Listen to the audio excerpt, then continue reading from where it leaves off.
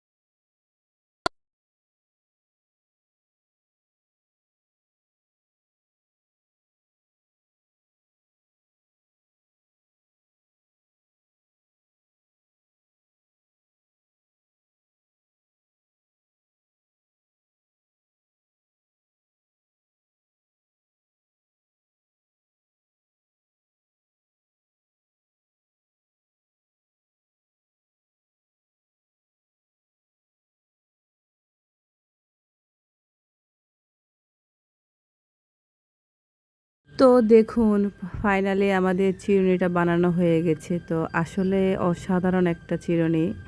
আসলে এই জিনিসগুলো বানানোর পিছনে অভিজ্ঞতার অনেক প্রয়োজন আছে, এমনকি পরিশ্রম, ধৈর্য। তো দেখুন কি সুন্দর এই চিরুনিটা বানানো হয়েছে শিং দিয়ে।